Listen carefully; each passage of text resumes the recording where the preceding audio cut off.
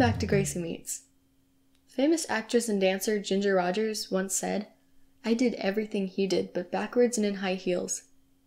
Dancers are some of the hardest working people I know, so this quote definitely fits in with today's interview topic. Today I'm interviewing Mr. J and Mrs. Anneliese Troxell, dance studio owners. My name is Anneliese, and I'm a 34-year-old mother of two. I was born in Houston, Texas, and raised in Council Grove, Kansas, small town, and moved to Germany for a few years while my husband was in the service. And now we're back in our hometown, and my husband and I own a dance studio here in our small town and a couple other dance studios, and we work together to run those and provide dance education for the areas around here. My name's Jay Troxell. I'm 36. I was born in Council Grove, Kansas, which is, I think our population is around 2,200 people that live here. And graduated high school here, went to college at Kansas State, and then joined the Air Force after college. And after we got out of the Air Force, we started running our businesses together. So what makes your job unique? Well, we're entrepreneurs. So, most jobs, you go in to work and someone tells you what to do, when to do it, how to do it. But, as our own bosses, we get to decide what we do, how we do it, when we do it. So that in itself, I feel like, is unique. But our demographic is something that's unique as well as our industry. So we're providing dance education in rural areas, communities that are less than 5,000 people. So both of those things together create a unique environment for what we do. A lot of dance studios they operate in bigger towns, and so working with smaller communities it's a totally different set of needs that we have to meet for the communities. I think it's also unique because we're husband and wife, and we both run the business together. We both work from home during the day, and then during the evenings we go to the different studios. So we're raising our kids, we're running our businesses, and we're kind of doing it all from our house and from our locations, which is a unique challenge, but we really enjoy it. Cool. Why did you want to open a dance studio? Well, this is me. I don't think my husband ever really dreamed of owning a dance studio. Maybe the opposite, actually. But I've always danced throughout my life and loved it. And I started teaching in high school and I loved it. And I kept teaching in college and I loved it. When I went to college, I thought, well, I need to get a real degree, something that, will be, make money or whatever. And so I have a master's degree in interior architecture and product design. And as I, graduated and moved away from home, I worked a few design jobs, and they were okay. The pay was okay. I liked them, but I didn't love them. And I just kept falling into more and more dance jobs. They just kind of kept happening. And really, that's, I would say, how it came to be is the need was just there, and it fell in my lap anyway. And then the more I took on, the more it consumed, my life and my family's life. So we kind of just decided to embrace that and go with it. And now we're not just a husband and wife that run the business. We're a family-owned business because Jay's mom helps us a lot with the business, and even our kids are getting involved with helping us run the studios and keep things going. And my parents are from the same area, and they've helped with a lot of stuff as well. My sister is one of our teachers, one of our best teachers. So, it's a full-on family affair at this point. So it's just kind of grown organically. And I don't know that we ever planned this at all. I might have had dreams about it when I was younger, but it's just kind of how how things have unfolded for us. Wow, the whole family. Pretty much. Yeah. What are some tips you would give to someone who wanted to open their own studio?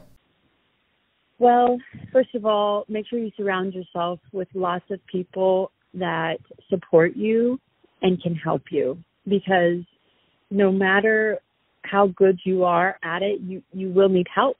You definitely need help. And the more people you have to guide you and to just assist you when you need it, the more benefit you'll see, the quicker things will happen for you, and the happier you'll be. And if you're not happy, you're not going to be able to keep going. You'll get burnt out pretty quick if you try to do it all by yourself. So that would be my number one tip, is to be open to any help you can get.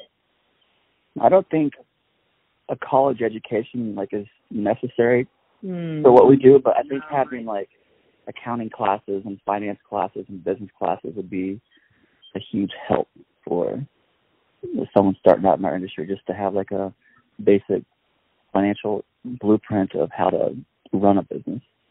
You don't have to have a college degree in dance, because I don't have a college degree in dance, but I think that being able to learn to complete a degree is important. Sorry, I'm not meaning to have an argument on the podcast, but I do think you should get a degree. I do. Education is very important. Those are great tips. How would a high schooler like me become someone like you?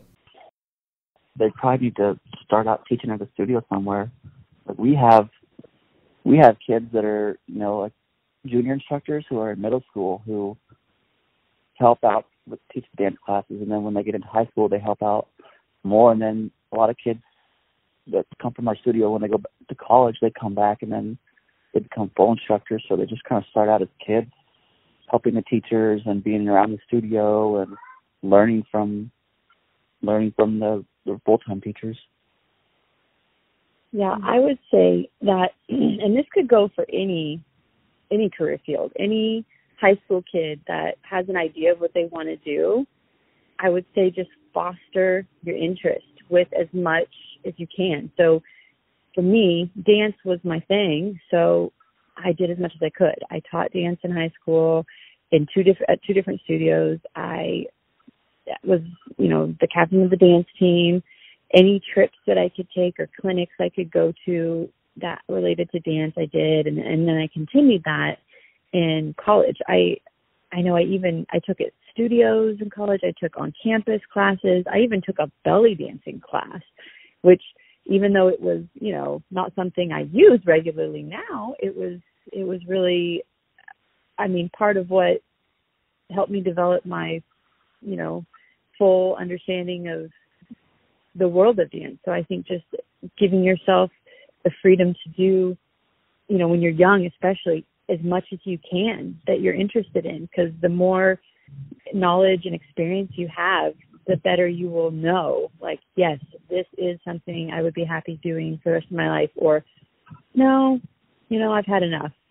I'm not motivated anymore. But you can do that for anything, not just dance. If you're into art, you could do the same thing. You do all the art you can. If you're into healthcare,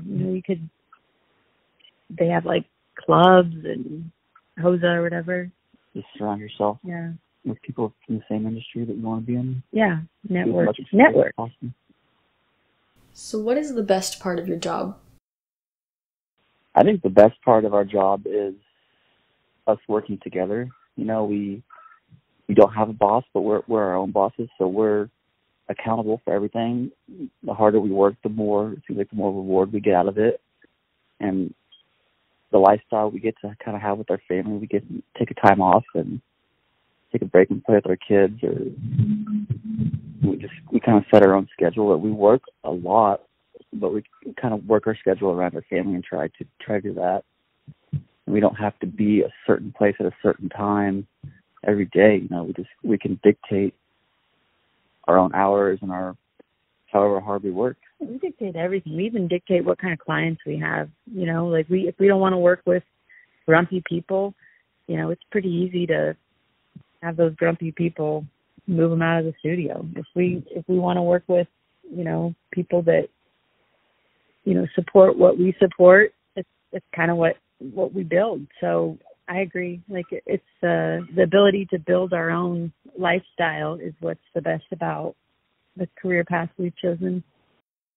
I think it's really cool that you get to decide, like, who you want in your studio as not to bring other people down with their attitudes and stuff. Yeah, it's for sure. There's people that can be hard to get along with or cause problems, and if you just don't invite those people back, then it kind of uplifts the studio as a whole, and everybody gets kind of better. And then surround yourself with positivity, then it just becomes a more positive environment for everybody. Thanks for letting me interview you. It means a lot to me that you gave me this time. You're welcome. Yeah, you're welcome. Thanks for letting me talk about myself. Life is going to be hard. Many times you're going to be asked to do a lot. Then sometimes you're going to be asked to do everything everyone else is doing, but backwards and in high heels. It's not going to be easy or feel normal at all. But then again, show me a normal teenager. Thanks for listening.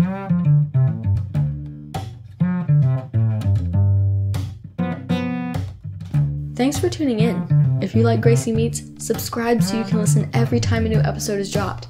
And follow Gracie Meets on Instagram at gracie.meets. Tune in next Saturday for a helpful interview with a marine biologist.